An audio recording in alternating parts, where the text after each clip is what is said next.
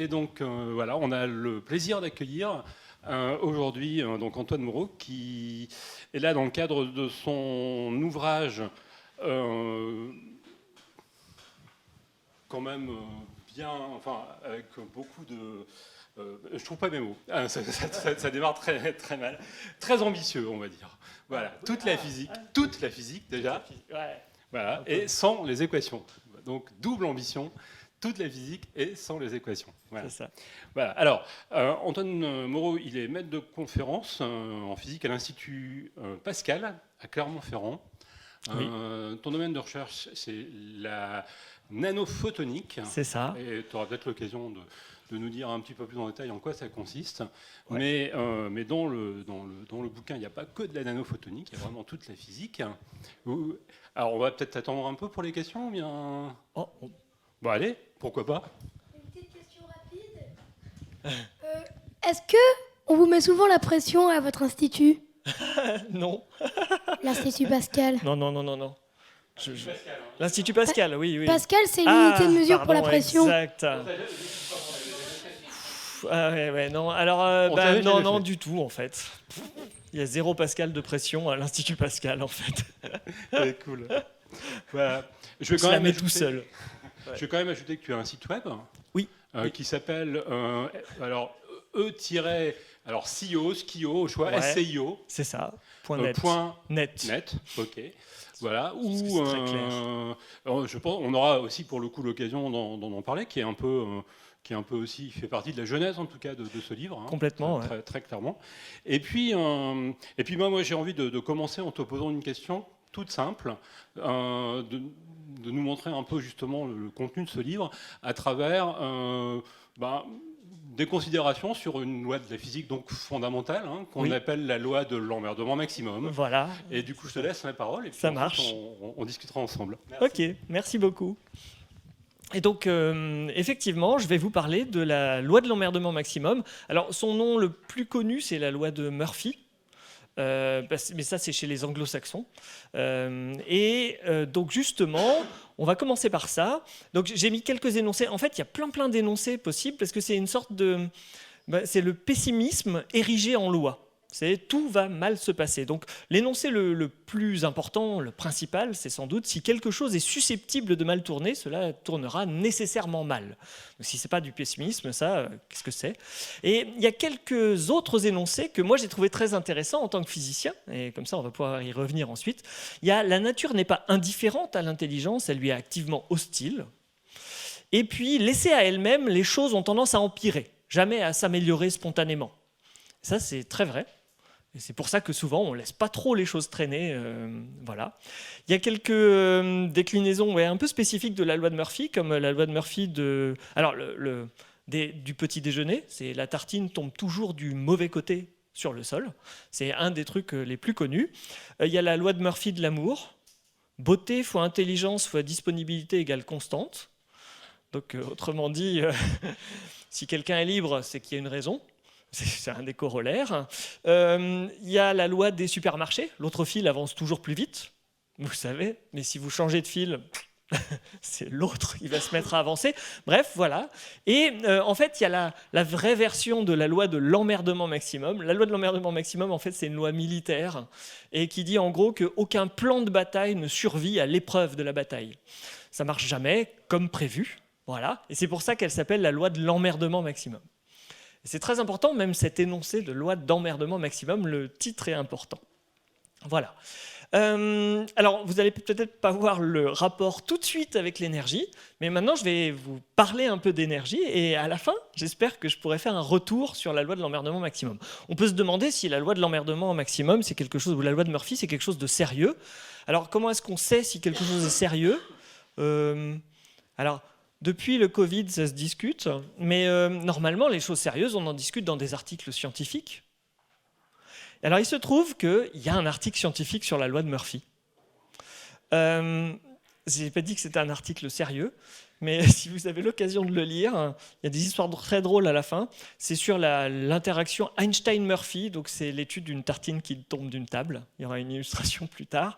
Et donc il est absolument pas sérieux, mais il est super drôle. Par contre, il est publié dans General Relativity and Gravitation, qui est vraiment une revue très très très très sérieuse, elle. Et voilà. Et d'ailleurs, même cet article, pour le trouver, il faut le pirater. Mais j'ai pas dit ça, on n'est pas filmé, d'accord ? Ensuite, alors, on va passer à l'énergie. L'énergie, qu'est-ce que c'est ? Alors, l'énergie, c'est le truc qu'on peut pas mesurer, mais qui se conserve. Alors, comment on sait qu'il y a un truc qu'on peut pas mesurer, mais qui se conserve ? Je vais l'expliquer un peu, mais je te donnerai la parole tout à l'heure. C'est parce que les lois de la physique ne changent pas avec le temps. Du moment que les lois de la physique sont toujours les mêmes, on sait qu'il doit exister quelque chose qui ne change pas, qui ne disparaît pas, qui apparaît pas, qui est toujours là, mais il se trouve que c'est quelque chose qu'on peut calculer mais pas mesurer. Et c'est ça l'énergie. Alors on va essayer maintenant de voir ce que ça a comme conséquence et quelle forme elle prend. Alors le plus simple à comprendre, c'est d'abord ce qu'on appelle l'énergie cinétique, c'est l'énergie du mouvement. Dès qu'il y a un mouvement, une voiture qui avance, une balle qui tombe, eh bien, c'est une forme d'énergie. Alors, on ne va pas donner de formule, mais en gros, l'énergie, pour dire, c'est pas proportionnel à la vitesse. C'est pas en fait, quand on est à 40 km/h, on a 4 fois plus d'énergie qu'à 20 km/h. Donc, c'est pas juste proportionnel à la vitesse. C'est aussi pour ça que quand on va 2 fois plus vite, il faut 4 fois plus de distance pour s'arrêter. C'est pour ça qu'il faut que les distances de sécurité augmentent beaucoup plus vite que la vitesse. C'est une forme d'énergie qui est visible. Donc c'est facile, du moment que quelque chose bouge, ça a de l'énergie cinétique. Bon.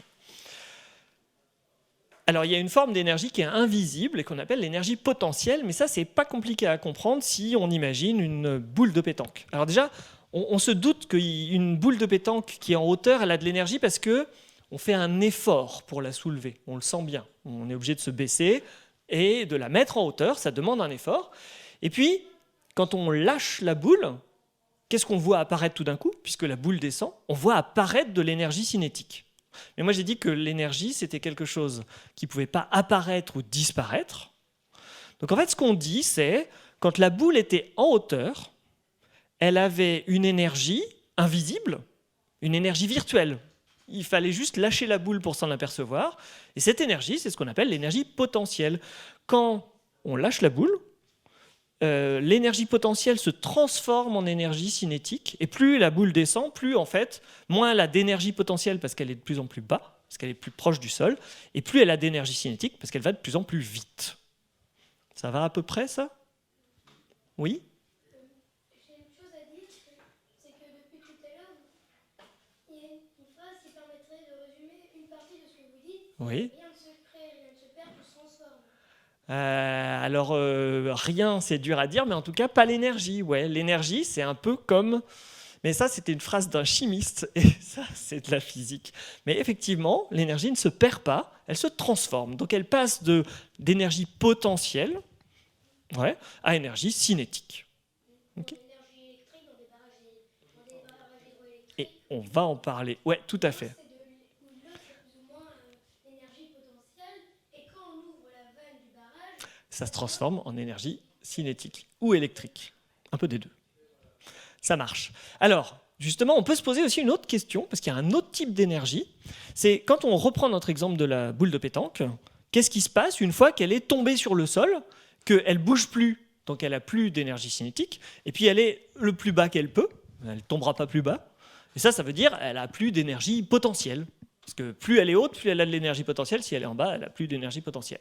Et moi, je vous ai dit, l'énergie, elle n'a pas disparu. Donc la question, c'est où est-ce qu'elle est passée ?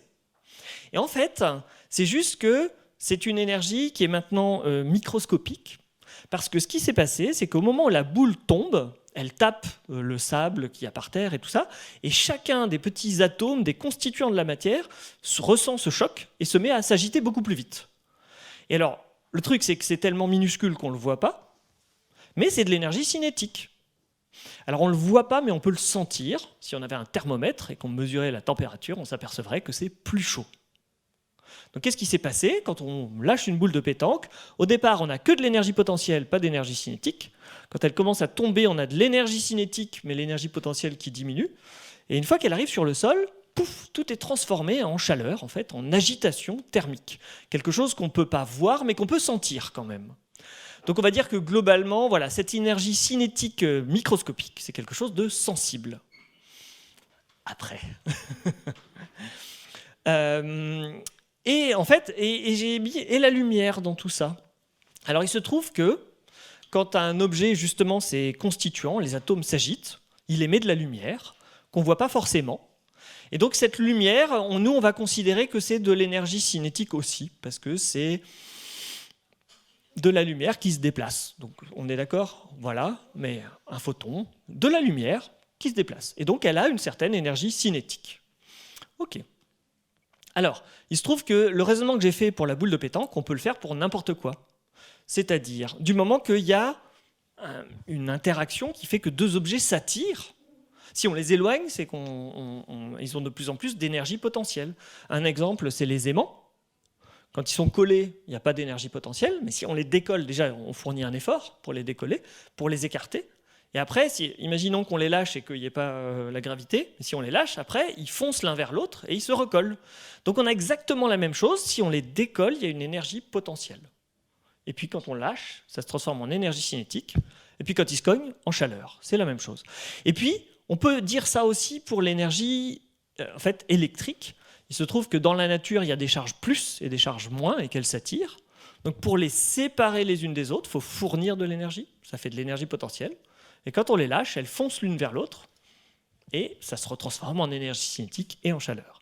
Alors un exemple de ça, c'est en fait les atomes. Parce qu'un atome, c'est des charges plus, le noyau, et des charges moins qui tournent autour, les électrons. Donc ça, c'est une image qui est très fausse, mais c'est pas grave, ça donne une idée un petit peu de comment ça se passe. Et alors, il y a un truc qui est rigolo. Vous avez peut-être entendu parler d'énergie chimique déjà. Alors, je ne sais pas si c'est rigolo, mais vous avez pas entendu parler d'énergie chimique. L'énergie chimique, c'est une sorte d'énergie potentielle aussi. Quand vous voyez un arbre, il ne bouge pas, donc il n'a pas d'énergie cinétique. Mais si vous y mettez le feu, il brûle. Et donc, tout d'un coup, il fournit plein de chaleur, de lumière, et ça, c'est de l'énergie. Donc, il avait une énergie potentielle. Alors, on peut se demander ce que c'est, cette énergie potentielle. Okay, on l'appelle l'énergie potentielle chimique. Mais en réalité, le truc qu'on ne voit pas, c'est que quand un arbre brûle, dans l'histoire, il y a des charges plus qui se sont rapprochées des charges moins. En fait, c'est une énergie potentielle électrique. Voilà, bon, c'est pas grave, mais en tout cas, dans les plantes, est stockée une énergie potentielle électrique, en réalité.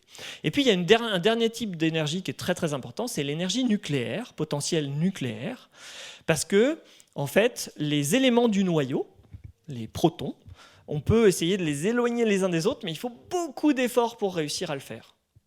Et donc, ce que ça veut dire aussi, c'est que quand on va prendre deux noyaux d'hydrogène, juste deux protons, si ils arrivent à s'approcher suffisamment, ils vont se coller fortement et dégager énormément d'énergie. Et c'est ça qui fait que les étoiles sont allumées. Okay, je sais que tu sais tout ça. On verra à la fin. Tu auras droit aux questions à la fin. Ouais ? À la fin, monsieur. Ouais, on verra ça tout à l'heure, d'accord ? Tout à l'heure, promis, tu pourras en poser plein. Alors, le paradoxe de tout ça, c'est que l'énergie, ça se conserve, donc ça veut dire qu'elle disparaît jamais. Alors pourquoi est-ce qu'on parle de source d'énergie ? C'est un peu bizarre, non ? Parce que finalement, il y en a partout de l'énergie. On est d'accord que juste dans l'air, il y a plein d'énergie. Il y en a même énormément. En fait, dans 1 mètre cube d'air, je crois que si on calcule, il y a de quoi faire bondir une boule de pétanque à plus de 100 mètres de hauteur.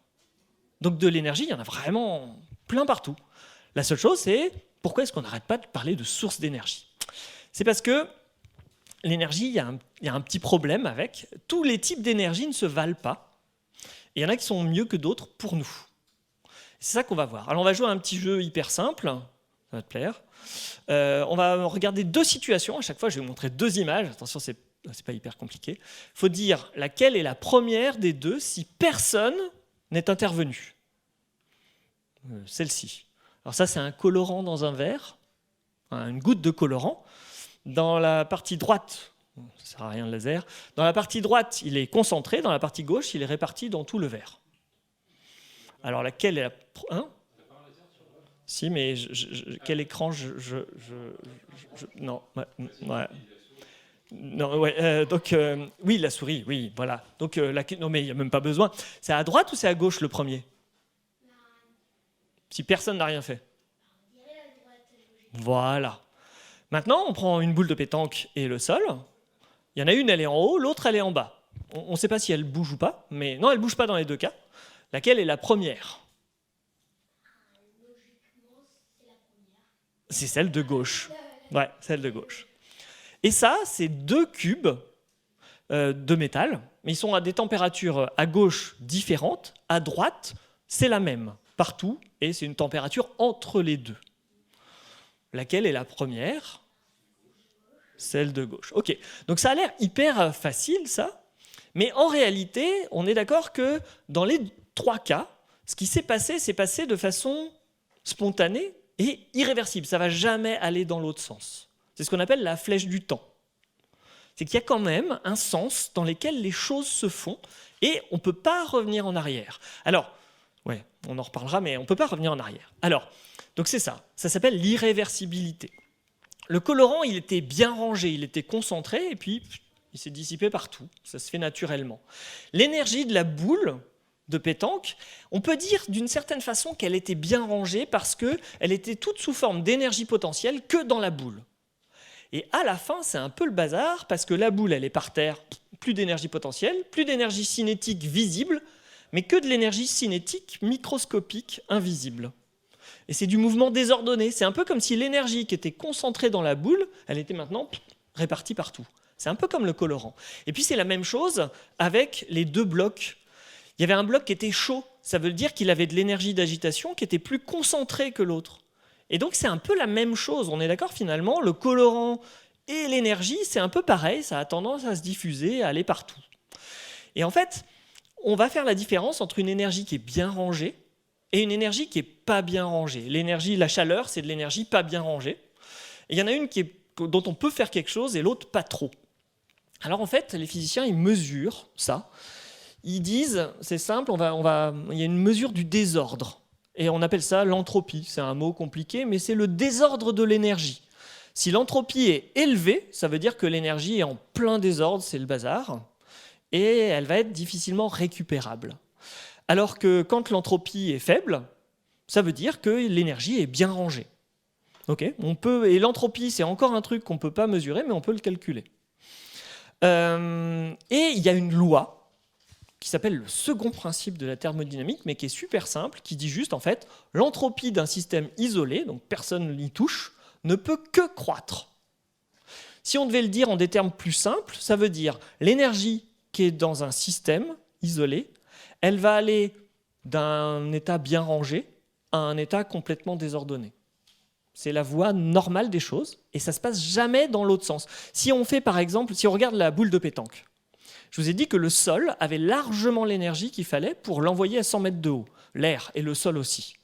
La seule chose, c'est que pour que ça arrive, il faudrait que toutes les molécules se mettent d'accord à un moment pour foncer tout ensemble en même temps vers la boule. Si elles faisaient ça, déjà ça s'appellerait un miracle, et en fait c'est très très très improbable, et là elles donneraient un coup à la boule qui bondirait probablement jusqu'à 100 mètres de hauteur. Donc ça, c'est pas interdit vraiment par la physique. La seule chose, c'est que on peut calculer le temps qu'il faut attendre avant que ça se passe, et la réponse pour l'instant, c'est en gros plus que l'âge de l'univers. Il faudrait attendre des milliards d'années pour voir éventuellement la boule sauter peut-être un petit peu. Donc en fait, dans la vie de tous les jours, évidemment, ça se passe jamais. Ok. Et ce que je vous disais tout à l'heure, c'est vrai, c'est qu'on ne sait pas bien récupérer l'énergie qui est éparpillée. On ne sait pas l'utiliser, nous. Pourquoi ? Parce que justement, ce qu'on veut faire, nous, c'est faire avancer des objets, ou on veut les élever. Bref, on veut de l'énergie, on va forcément faire un truc qui va faire apparaître de l'énergie bien rangée. Et la question, c'est, si l'énergie, elle est toute éparpillée, comme elle redevient jamais de l'énergie bien rangée toute seule, comment on va faire pour faire avancer des objets et tout avec de l'énergie éparpillée ? Donc en fait, ce qu'on cherche, c'est pas vraiment de l'énergie, il y en a absolument partout, c'est de l'énergie bien rangée. Et ce qu'on appelle une source d'énergie, c'est une source d'énergie bien rangée.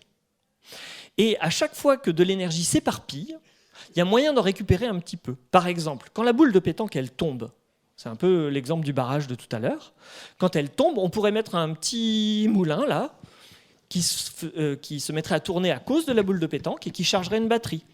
Et puis, en fait, ça c'est un autre truc très important, quand il y a une différence de température, eh ben, en fait, on peut en tirer de l'énergie.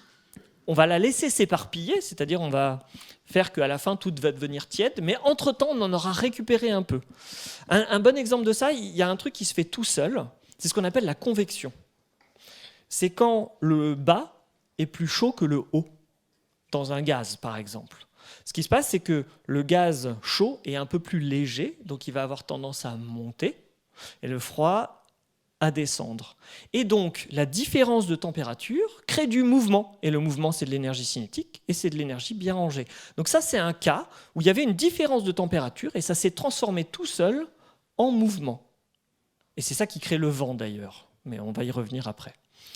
Et aussi, il y a un truc qui est important. Ah oui, j'ai mis la plage ou pas? Non, j'ai pas. Oui, les barrages. Les barrages, en fait. Donc, quand il y a de l'énergie qui peut s'éparpiller, il y a toujours moyen d'en récupérer un peu. Donc, les barrages. Oui, donc je parlais des barrages. Donc, c'est exactement comme la boule de pétanque. Le chaud et le froid, en fait, toutes les centrales électriques fonctionnent avec du chaud et du froid. Elles ont un truc très chaud. Alors ça peut être un réacteur nucléaire, du charbon, du pétrole en train de brûler, et elles sont toujours à côté d'un fleuve ou de la mer, et ça c'est leur source de froid. En fait, elles tirent leur énergie électrique de la différence de température entre leur réacteur et l'extérieur, l'eau. Donc en fait, c'est des machines thermiques, elles tirent leur énergie d'une différence de température. Donc une source d'énergie, c'est de l'énergie bien rangée, directement, comme de l'énergie électrique, ou bien une différence de température. Nous, ça nous va. On essaye d'en récupérer. Alors maintenant, on va se poser, maintenant que je vous ai expliqué tout ça, on va juste essayer de terminer par un petit exercice, ou à peu près, c'est qu'on va essayer d'imaginer ce qui arrive à l'énergie sur Terre. En fait, on a dit que l'énergie, elle ne pouvait pas apparaître sur Terre, donc elle vient de quelque part. Elle vient du Soleil, elle peut venir de sous terre, ça c'est la radioactivité, c'est de l'énergie nucléaire, et ça nous arrive sous forme de chaleur et d'éléments radioactifs qu'on creuse pour trouver. Et il y a une troisième source d'énergie, c'est en fait, j'ai mis les marées, mais c'est la rotation de la Terre. La rotation de la Terre, c'est un mouvement, donc c'est de l'énergie bien rangée, et donc ça peut devenir de l'énergie moins bien rangée. Il n'y a que ces trois sources d'énergie qui nous alimentent sur Terre. Et c'est ça qu'on va voir un petit peu. Qu'est-ce qui arrive à l'énergie solaire, par exemple? L'énergie solaire, elle arrive, et on pourrait croire qu'elle s'éparpille en arrivant sur la surface parce qu'elle traverse l'atmosphère, qui est transparente, et elle chauffe la surface. Sauf que du coup, comme la surface en bas est plus chaude qu'en haut, eh ben, ça va faire monter l'air chaud. Il monte et il emporte de l'humidité. C'est ça qui va donner la pluie. Donc, en fait, l'énergie des barrages, c'est de l'énergie solaire qui s'est transformée, qui a été stockée en énergie potentielle de l'eau et qui se retrouve dans les barrages. Donc les barrages fonctionnent à l'énergie solaire, en fait. Le vent, c'est ce mouvement d'air, justement, qui prend naissance. Donc le vent, il est créé par les différences de température que le soleil provoque sur Terre. Donc, en fait, le vent, c'est aussi de l'énergie solaire. Les vagues, dont on peut essayer de récupérer l'énergie parce que c'est du mouvement bien rangé, en fait, elles sont provoquées par le vent. Donc elles ont forcément moins d'énergie que le vent. Mais donc, en fait, c'est de l'énergie solaire aussi. Sans soleil, pas de vent, pas de vagues. Et puis, il y a une partie de l'énergie qui est stockée par les plantes. Ce qu'elles font, c'est qu'elles absorbent l'énergie solaire et elles fabriquent des molécules, donc elles font de l'énergie potentielle chimique. Et après, les plantes se font manger, ça c'est nous, donc on marche à l'énergie solaire. Ou alors, elles brûlent, elles relarguent leur énergie solaire, ou alors, elles se fossilisent, et c'est ça qui donne le pétrole et le charbon. Donc en fait, le pétrole et le charbon, c'est de l'énergie solaire stockée. Après, l'énergie qui vient de sous nos pieds, la chaleur, elle est en fait dégagée par la désintégration des éléments radioactifs. Le radium, le thorium, j'ai dit le radium, non, les trois grands-pères, c'est l'uranium, le thorium et le potassium, surtout, qui se désintègrent sous nos pieds. C'est ça qui chauffe l'intérieur de la Terre, c'est ça qui fait, parce que ça fait des différences de température, le mouvement des plaques tectoniques. Donc c'est ça qui va créer les tremblements de terre, les volcans, le champ magnétique qui nous protège. Et c'est ça qui fait tourner les centrales nucléaires, parce que nous, ce qu'on fait dans une centrale nucléaire, c'est que la désintégration des éléments radioactifs, on l'accélère pour qu'ils deviennent très chauds, et après il y a une différence de température, et on en tire de l'énergie électrique, bien rangée. Et puis l'énergie de rotation de la Terre, c'est de loin la plus petite partie. En fait, elle provoque les marées. Et la conclusion de ça, c'est que les marées, elles dispersent, elles éparpillent l'énergie de rotation de la Terre, et donc la Terre ralentit, et la durée du jour augmente à cause des marées. Bon, mais c'est aussi ça. Bon, la Lune s'éloigne aussi, même si c'est compliqué, mais ça, je n'ai pas le temps de le détailler. Et puis, c'est ça qui fait tourner aussi ce qu'on appelle les usines marémotrices, qui sont des barrages à marée. Ils attendent la marée pour se remplir, et puis après... Et donc, en fait, les usines marémotrices, même si c'est très, très, très faible, elles augmentent la durée du jour. Voilà. OK. Et le truc, c'est, à la fin, c'est que toute cette énergie qu'on reçoit, elle finit totalement éparpillée sous forme de chaleur. Mais il faut absolument s'en débarrasser, sinon la Terre, elle chauffe, enfin, c'est pas durable. Et on s'en débarrasse sous quelle forme ? La Terre s'en débarrasse sous forme de lumière. Elle émet des infrarouges qui partent dans l'espace et qui emportent cette énergie. Et effectivement, c'est un peu la thématique du moment dans ce salon, c'est que enfin, ça fait partie des thématiques, mais donc les gaz à effet de serre empêchent les infrarouges de partir autant qu'il faudrait. Et donc il y a une partie de cette énergie qui nous arrive, éparpillée, qui reste là. Et comme elle reste là, ça fait des différences de température plus importantes, et donc ça va créer plus de pluie, plus de vent, plus de chaleur, et c'est ça le changement climatique. Voilà, donc voilà, ça c'est la partie moins fun. Ok, alors la loi de l'emmerdement maximum dans tout ça ? Eh bien, je vous ai dit tout à l'heure, le second principe de la thermodynamique, c'est que l'entropie, en fait, elle ne peut qu'augmenter. Voire même, quand on laisse un système à lui-même, elle finit par devenir maximale. Bon, bah si, quand on laisse un système à lui-même, on voit que et l'entropie et l'emmerdement augmentent, puisqu'on a dit, laissées à elles-mêmes, les choses ont tendance à aller de mal en pis, à empirer. Alors ça veut dire que, fort logiquement, l'entropie est proportionnelle à l'emmerdement, et c'est pas hyper surprenant. Donc en fait, la loi de l'emmerdement maximal est une loi physique. C'est logique, non ? Un peu.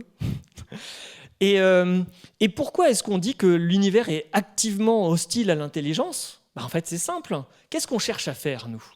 Nous, on cherche à récupérer de l'énergie bien rangée pour faire des choses, pour faire des bâtiments, donc faire de l'énergie potentielle, pour faire des choses comme ça, alors que la nature essaye de faire qu'une seule chose, c'est de l'éparpiller. Donc on essaye de faire exactement l'opposé ou presque de ce que fait la nature, parce qu'on est aussi super fort pour éparpiller l'énergie, par exemple quand on met le feu aux forêts. Là on est super fort, ou quand on brûle du pétrole. Voilà. Et ça, c'est une illustration du fameux article sur l'interaction Einstein-Murphy. C'est une tartine qui tombe de la table. Voilà, merci beaucoup. Merci beaucoup. Merci beaucoup Antoine. Voilà, c'était alors ça pour vous donner envie d'aller plus loin, c'est juste le premier chapitre de ton livre, hein, ouais. Donc c'est 25 pages sur 200. Donc vous voyez, il y a de quoi faire, il y a beaucoup à découvrir dans ce livre. Et puis c'est super intéressant parce que moi ce que j'ai retenu quand même dans ce que tu as dit, hein, c'est que l'énergie se mesure pas. Donc moi je ne paye pas ma prochaine facture EDF. Hein. Je ne vois pas comment EDF peut savoir ce que j'ai consommé comme énergie. Mais c'est pour ça que d'ailleurs, il y en avait qui ne voulaient pas changer de compteur Linky, parce qu'ils calculent mieux l'énergie qu'on consomme pour de vrai. Donc il y en avait qui arrivaient à gruger un peu comme ça, mais parce qu'ils calculent, Okay. Donc effectivement. Voilà, écoute, je propose qu'on s'assoie, qu'on continue un peu sous forme d'échange, et aussi avec le public, bien sûr. Je suis sûr qu'il y aura plein de questions dans le public. Moi, je vais peut-être commencer justement en te demandant juste... écrire un livre sur la physique sans les équations. Comment ça t'est venu, cette idée ? Est-ce que c'est un livre que tu as rédigé en 5 minutes sur un coin de table ? Parce que, on l'a bien vu, il y a quand même des notions qui ne sont pas évidentes, et il n'y a effectivement aucune équation, hein, vous êtes témoin. Donc, voilà. Et je sais que ton site web aussi est intervenu dans tout. Enfin, voilà, je te laisse répondre. C'est un long processus qui a commencé avec. Je voyais bien que je saoulais un peu mes parents j'adorais expliquer à mes parents la physique. Je ne sais pas s'ils appréciaient autant que moi, mais donc c'est venu de là. Ça vient de très très loin, c'est très profond. Et puis quand Internet a démarré, effectivement, je me suis dit, waouh, je vais faire un site web où je vais expliquer la physique. Et c'est ça le vrai truc qui a déclenché le bouquin, mais c'était il y a très longtemps, parce qu'il y avait des gens qui me disaient qu'ils arrivaient enfin à comprendre des choses, donc je me suis dit, finalement mes explications elles sont un peu valables, c'est pas parce que voilà, c'était pas trop dur de faire une page web, tout ça, et donc les gens aimaient bien ça, y compris des gens qui connaissaient pas du tout la physique. Alors que ça c'était pas dans mes prévisions, je pensais que ça allait intéresser les gens qui aimaient la physique. Et finalement, voilà, il y a beaucoup de monde qui est passé sur le site. Alors manifestement, il y a moins de monde sur le web maintenant, mais voilà, en tout, il y a plus d'1 million de personnes qui sont passées sur le site de façon mesurable. Et voilà, et donc, bon, mais il n'était pas dans un super état, il fallait que je remette des choses d'aplomb et tout. Et puis, moi, j'enseigne évidemment à l'université, et j'avais envie de faire une sorte de... un truc vraiment, je voulais l'appeler au départ le bouquin concentré de physique, vraiment essayer de concentrer tout ce qui était possible, ce qu'il fallait savoir, ce que j'avais envie d'expliquer aux étudiants, ou ce qu'il fallait qu'ils sachent avant de faire des études de physique, où ça allait. Et je me suis dit, allez, on se lance. Et c'était il y a 15 ans. Donc voilà, j'ai écrit... en fait, le bouquin est prêt à 80% depuis plus d'une dizaine d'années. Et la seule chose, c'est que je faisais pas mal de recherches. Voilà. Et donc, la deuxième fois où j'ai signé le contrat d'édition, c'était la bonne. La première, ils m'avaient même oublié. Voilà, c'était il y a 10 ans. Donc, voilà. Donc, c'est un truc qui a mis du temps à se faire. Mais c'était bien que ça attende parce qu'il y a des trucs que j'aurais pas pu expliquer aussi bien sans toute l'expérience d'enseignement, de tout ça. Voilà. Donc, il fallait ça. Mais maintenant, voilà. Alors, avant de donner la parole au public, moi j'ai relevé une petite phrase dans ton livre qui semble très paradoxale avec justement le titre. Je l'ai dit, c'est dans le deuxième chapitre sur la mécanique. Alors je vais essayer de trouver le début. C'est quand tu parles du temps et de Galilée, et oui. tu dis qu'on peut dire que Galilée c'est le premier physicien parce que c'est cette relation mathématique entre la longueur du fil, on parle du pendule, Ouais. et la période du pendule, donc, qui lui a suggéré l'idée que la nature est un livre écrit dans le langage des mathématiques. Ouais. Et la physique c'est exactement ça. C'est ce que tu dis, utiliser les mathématiques pour décrire le monde, pour mieux le comprendre et tenter de le prédire. Et là, il n'y a pas de maths. Non, alors, ouais, la physique, c'est ça. Pour moi, c'est vraiment ça, c'est utiliser les maths pour décrire le monde, ça c'est vrai. Mais après, je suis aussi persuadé qu'on peut le raconter et que là, on n'a pas besoin des maths du tout. Que finalement, il y a plein de trucs qu'on peut raccrocher à des... aussi parce qu'on peut raccrocher à l'expérience de tous les jours, voilà. Et que dans ces cas-là, il n'y a pas besoin des maths. Et tout, en fait, c'est un peu aussi le défi, c'est le défi que je me suis fixé. On doit pouvoir tout raconter, même les trucs les plus... la mécanique quantique, la relativité. La relativité, je crois que c'est en 10 pages. Mais même la relativité générale. Alors, comme on n'a pas les maths, on ne peut pas aller dans les détails des prévisions, les choses comme ça, mais les concepts centraux et les plus grosses conséquences, ouais, en fait, en 10 pages, ça se fait d'expliquer pourquoi la lumière elle est sensible à la gravitation alors qu'elle n'a pas de masse. En fait, ça se fait. Avec des ascenseurs et des gens qui tombent, mais ça se fait. Voilà. Donc, en fait, raconter la physique, c'est pas forcément faire de la physique, mais c'est déjà très très joli. Raconter la physique, et raconter la physique, ça peut se faire sans problème, sans problème. Je sais pas. C'est un défi. Ça se fait vraiment sans équation. Le résultat est là, et c'est super en fait. Voilà, enfin, je pense en tout cas. Voilà, moi je vais donner quand même la parole au public. Par contre, quand vous avez une question à poser, vous me levez. Enfin, je vais venir avec le micro puisqu'on enregistre, donc. Pression. Merci. Oui, ce qui est intéressant, vous avez présenté ça de manière très globale, oui. Et je crois que c'est ce qui est très nouveau maintenant, en particulier avec l'approche système, où on approche. Et l'approche système, elle permet d'expliquer comment ça marche. C'est ça. Ouais. Alors qu'on était formé, nous, avec une démarche analytique, où on décortique tout, etc. Et là, on explique comment c'est fait. Et moi, j'ai vécu ça, parce que je suis ingénieur, et je vois des gens qui sont capables de dire comment c'est fait, mais qui sont infichus de dire comment ça marche. Or, là, vous avez expliqué les grandes lois qui expliquent le fonctionnement du monde. Moi, je dis toujours, il y a grand radiateur qui est là-haut, Ouais, de temps en temps, il s'éteint. c'est ça. C'est la source chaude. Ouais. La source froide, c'est de l'autre côté. Et c'est ça, d'ailleurs, qui provoque tout ce mouvement. Ouais. Et actuellement, il y a le grand débat sur l'utilisation de l'énergie. Et il y a François Rodier qui a écrit beaucoup de choses sur justement la notion de dissipation d'énergie, et qui met en avant la quantité d'énergie qu'on dissipe pour maintenir notre mode de vie. Oui. Alors aujourd'hui, il y a les Chinois qui sont à moins d'un kilowatt, Ah oui. au moins d'un kilowatt, pardon, pour maintenir leur niveau de vie. Ouais. Puis des Américains qui sont à 15. Oui, c'est ça. Et Ouais. nous, on est entre les deux. Et je pense qu'il va falloir qu'on s'apprenne d'ailleurs à maintenir notre vie tout en diminuant la dissipation d'énergie. Tout à fait. Alors, le Faut travail qu'on- d'ingénieur, par exemple, c'est aussi de réduire la dissipation. La dissipation se fait sous forme de chaleur souvent. Ouais. Donc, c'est les frottements. Vous avez dit, vous avez écrasé, c'est vrai que ça. c'est chaud. Ouais. C'est les frottements, etc. Ben, Et dans ce descriptif un peu global, on peut dire aussi que quand on construit quelque chose, il y a toujours la notion de moteur. On met en place un moteur, c'est ça qui va créer le mouvement, en utilisant l'énergie potentielle. Et il faut toujours un frein. Et dans la nature, il y a des freins partout. Oui, Si tout à une fait. voiture, vous la lancez, les freins vont faire que ça va dissiper sous forme de chaleur, puis ça va s'arrêter. Et donc, c'est là, je crois que cette approche globale permet de... Les équations, on va les réutiliser par après. Oui. C'est-à-dire, quand on va dire, on va calculer les dissipations, et puis comment est-ce qu'on peut les diminuer, c'est là où ça va revenir. Et c'est beaucoup plus intéressant, parce qu'on sait au moins à quoi ça sert quand on utilise les équations. Oui, tout à fait. Et c'est vrai qu'en fait, c'est un effort, c'est aussi pour ça, c'est un effort de prendre le maximum de recul pour pouvoir le raconter. On ne peut pas raconter les choses si on n'a pas justement une vue globale, vraiment très globale.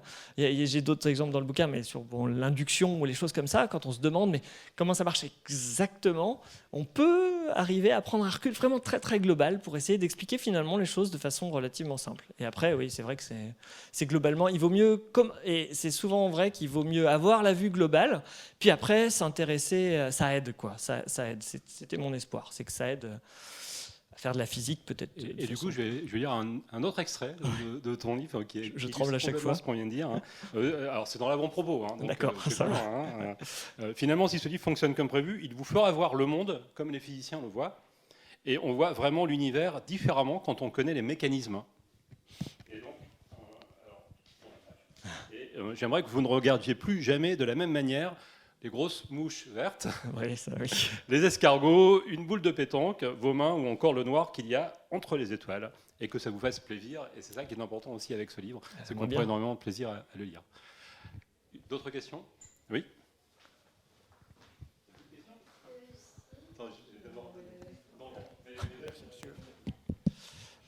Merci à vous, merci pour votre vraiment expo. Il est très pédagogique. La première des choses, à mon avis, c'est de le conseiller à tous les lycéens qui veulent vraiment un petit peu... Si, ça peut les stimuler, ça peut les amener un peu plus loin et leur donner, et ne pas les heurter tout au début, parce qu'il y en a pas mal aussi. Je reviens à une question. Comment ça se fait que la nature est contre la nature humaine, quoi? Qu'est-ce qui se fait qu'elle disperse toute énergie et tout, et nous, on se bat tout le temps contre la nature? Parce que en fait, on se bat contre des statistiques finalement, puisque c'est statistique. Si les choses ne marchent pas, si les immeubles ne se construisent pas tout seuls, ou que les boules de pétanque ne montent pas toutes seules en l'air, c'est purement statistique. C'est qu'on n'a pas de chance, sauf que c'est un peu comme si on jouait avec des dés vraiment très pipés et qu'on pouvait jamais gagner. Donc c'est en ça que nous, on aimerait bien que les immeubles ça se construise tout seuls, mais en fait, ils se détruisent juste tout seuls. On aimerait bien que je sais pas, l'eau remonte dans les barrages, mais elle fait que descendre, etc. Et donc, c'est en ça que la nature nous est hostile. C'est parce qu'on essaye de faire exactement l'inverse de ce qui se fait spontanément. Mais c'est qu'une histoire de statistiques et on pourrait imaginer un miracle. C'est ce qu'on appelle aussi les mouvements perpétuels de seconde espèce. C'est des machines qui attendent des miracles pour marcher. Mais bon, donc ça marche pas très bien, justement. Et actuellement, à votre avis, est-ce que l'entropie vraiment augmente, étant donné qu'on voit l'environnement ou l'échauffement climatique? Qu'est-ce que vous en pensez est-ce que vraiment il continue et vraiment le désordre continue? Le désordre, oui, mais on joue à peine dessus. Tout ce qu'on peut faire, c'est un peu... Moi, j'aime bien, il y a une image... Je pense à chaque fois que je pense à l'entropie et tout ça, je pense à ce que je faisais à la plage quand j'étais petit, à marée basse. Parce qu'il y a de l'eau qui s'écoule. Oui. Et on peut construire des barrages pour essayer de la retenir, Oui. mais toute celle qui est passée à travers un barrage, c'est foutu. Alors on peut mettre un autre barrage, puis encore un autre et tout ça. Et ben, c'est un peu, c'est ça notre nature en fait. On reçoit de l'énergie à peu près bien rangée sous forme le soleil. Et puis tout ce qu'on essaye de faire, c'est d'en retenir le plus possible, sachant qu'on en rate plein, mais pour essayer de fabriquer quelque chose. C'est nos barrages. Voilà. Et donc, en ça, c'est un combat totalement perdu d'avance. Ou plus exactement, non, quelque part, on peut faire les barrages. Tant qu'il y a de l'eau qui coule, on peut faire les barrages. Donc finalement, c'est une bonne chose que l'énergie soit en train de s'éparpiller à gogo. Si les étoiles ne marchaient pas et qu'elles n'étaient pas en train d'éparpiller de l'énergie partout, nous, on ne pourrait pas vivre. Mais par contre, ça demande du boulot, quoi. Ça demande des efforts. Ma dernière, et puis bon, je vous lâche les baskets. Votre site, s'il vous plaît, Oui. et le bouquin, monsieur va me... Oui, le le nom de site, votre c'est... livre. si vous Et ouais. comment on appelle ça? Et votre site. Alors le Que site, c'est donc, visité c'est un nom un peu compliqué parce que... Attends, je peux peut-être Ouais. préciser que de toute façon, il y aura une rencontre, il y aura Oui, après, sinon, il y je aura vous des donne... signatures après, enfin une Mais- sorte de dédicace, et donc vous pouvez aller le voir et il vous donnera. Si vous tapez dans Google Scio, SCIO et vulgarisation, ça doit marcher. Ah, on a notre... c'est le site, vous tapez dans Google Scio et vulgarisation. SCIO et vulgarisation et ça le trouvera. SCIO comme science, ça veut dire je sais. Comme science, comme je sais en latin. latin. En fait, c'est pas comme, c'est exactement. C'est je exactement sais ça. En latin. Ouais, le Eureka, c'était déjà pris. Donc bon, Ouais. fallait trouver un truc. Juste une petite réflexion, puis je vais donner Oui. la parole. Juste avant là qu'on commence, je suis allé devant d'ailleurs. J'ai feuilleté à la librairie, j'ai vu une quatrième de couverture. Alors malheureusement, j'ai pas noté l'auteur, je suis désolé. Ouais. Mais c'était à propos de l'univers. Et en gros, l'idée c'était, mais c'est pareil, l'entropie n'augmente pas tout le temps. Alors, c'est plus subtil que ça. Hein. C'est plus subtil que ça. Mais en gros, et donc je voudrais avoir un peu ton idée sur cette réflexion, c'est que oui, ok, donc l'univers évolue toujours dans la même direction. On n'empêche qu'au passage, il crée des planètes, il crée l'humanité. Il crée des tas de choses qui, pour le coup, sont très très ordonnées. Et du coup, c'est pas juste. Enfin, je rebondis sur ce qu'on vient de dire. Hein. C'est pas. C'est pas complètement opposé à l'intelligence. Enfin, tu vois ce que je veux dire? Oui, je veux bien. Alors, l'exemple des planètes, que c'est tu un en super exemple. C'est une question que je pose souvent pour essayer de coller les étudiants. Parce que les planètes, ça a l'air bien rangé. Sauf si on parle en termes d'énergie. Parce qu'il y avait plein d'énergie potentielle dans le nuage initial où tous les atomes étaient très éloignés les uns des autres. Maintenant qu'ils sont sous forme de planètes, tous concentrés, en fait, ils ont éparpillé toute leur énergie potentielle. Donc en termes, ça a l'air bien rangé, mais en termes d'énergie dissipée, ça a tout éparpillé partout. Et du coup, voilà. Mais effectivement, nous, ce qu'on fait, c'est que localement, on arrive, quand on range, quand on fait tout ça, on arrive à diminuer localement l'entropie. Mais au prix d'un gros éparpillage partout d'énergie, pétrole, machin, tout ça, on arrive à construire un bâtiment en éparpillant plein d'autres énergies ailleurs. Ouais. Mais globalement, à la fin... Du coup, construire un bâtiment, c'est pas un peu comme construire une planète? En fait, ce qu'il faudrait prendre en compte, c'est combien on a grillé de pétrole pour ça. Et à la fin, on s'aperçoit qu'on a vraiment éparpillé beaucoup d'énergie. C'est pour ça que ça sert à rien de ranger sa chambre. Oups, pardon. En fait, quand tu ranges ta chambre, tu as l'impression que c'est mieux rangé. Mais en fait, toi, tu as fait plein d'efforts et à la fin, tu as gaspillé plein d'énergie pour ça. Donc autant tout laisser comme ça et tu verras. Et l'univers sera mieux rangé d'un point de vue énergétique. Ouais, c'est ça. Donc, je voulais dire que deux choses. La première, un peu plus scientifique que l'autre, c'est mais il y a une différence entre une étoile et un réacteur nucléaire. C'est que dans l'étoile, on fait de la fusion Oui. et dans un réacteur nucléaire, on fait la fission. Ouais.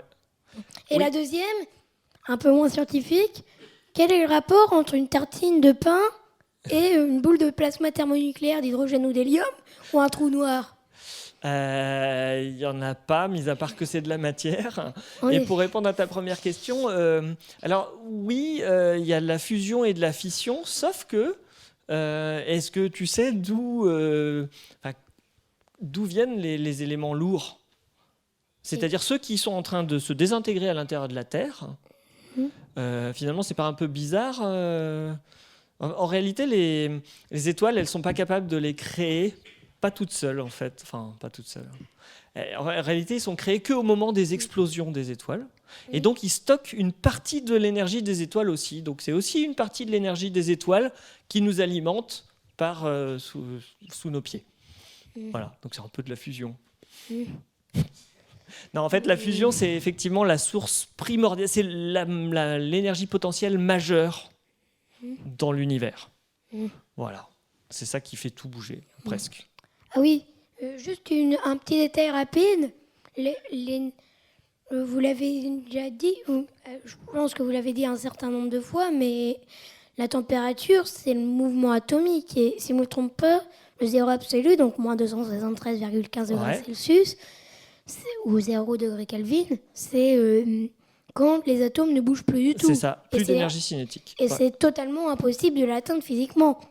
Oui, c'est très dur d'arrêter tout plein d'atomes. Ouais, bien sûr, on s'en approche, c'est tout. Oui. Ouais. Ah oui, c'est galère. Il y a des pros de ça. Je vous rends le micro. Je fais le tour.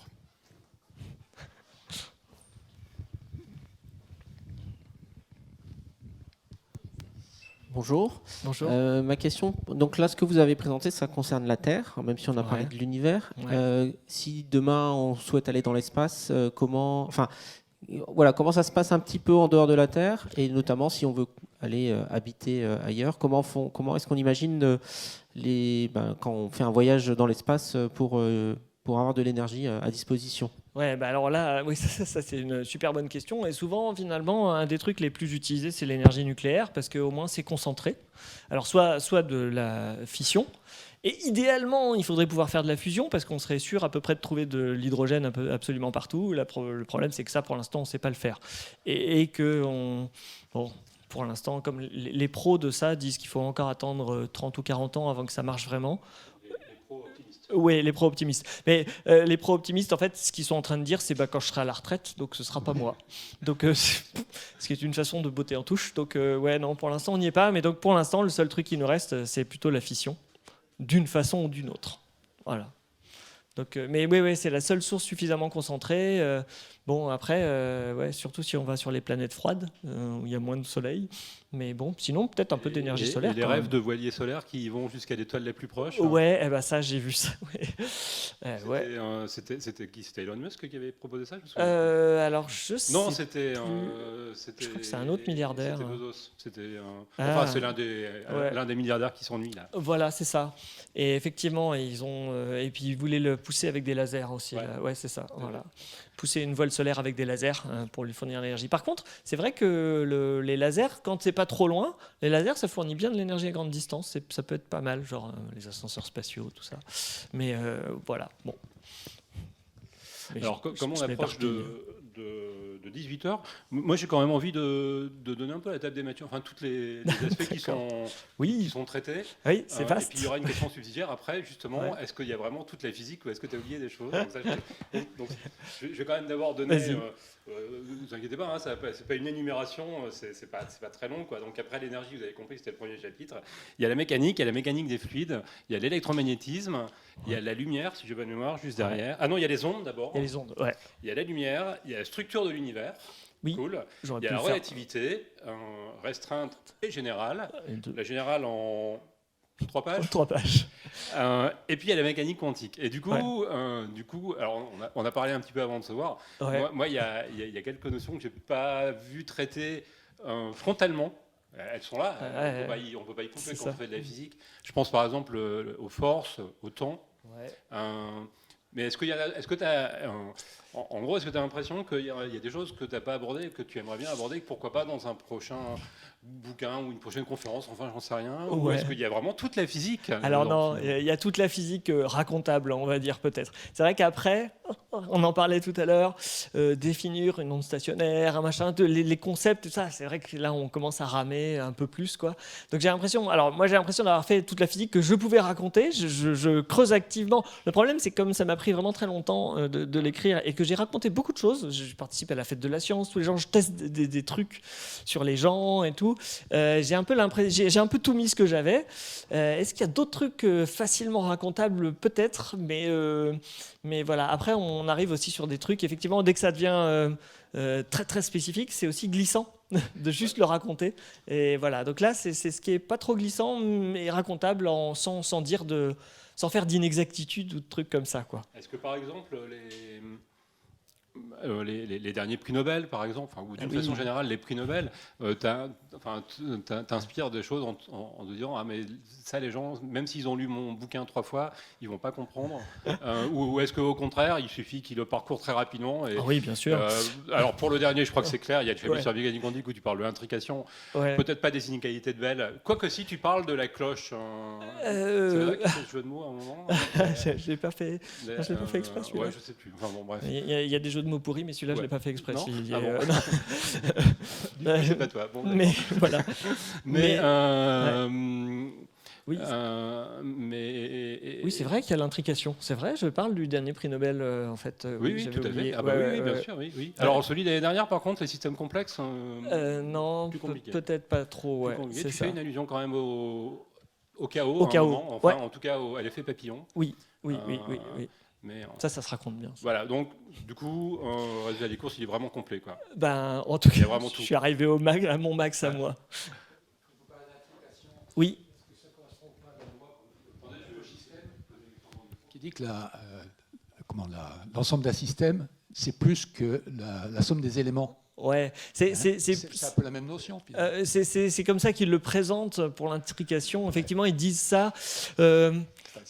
Je sais pas si je le dirais comme ça. Moi, je dis que, en fait, plutôt, en réalité, l'univers est un seul objet.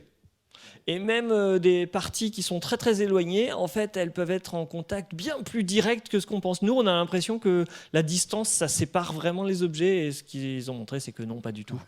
Voilà, donc on peut avoir 2 photons à 6 km de distance. Et en fait, ça reste le même objet. On en touche un, l'autre, il bouge instantanément. Donc l'univers est une sorte de grand tout. Je pensais, il y a peut-être une notion que vous n'avez pas abordée, peut-être c'est la notion de flux, qui, à mon sens, est très importante. Ouais, mais c'est une notion effectivement. Alors, j'ai toujours le flux, c'est la vie. Oui. Parce qu'un flux s'arrête. Alors, peut-être que si. Et en fait, pour assurer un flux, il faut une différence de potentiel en général. Oui. Et alors, il y a des gens qui travaillent par exemple sur la loi constructale, où on dit que la nature, elle est capable de créer, de mettre en place des structures qui peuvent évoluer de façon à permettre au flux de se faire avec le minimum de dissipation. Et je trouve ça génial. On peut appliquer ça en mécanique et tout ça. Vous voyez un arbre, il va dissiper ses branches, il va répartir les feuilles de façon à pouvoir maximiser le flux d'énergie qu'il va capter.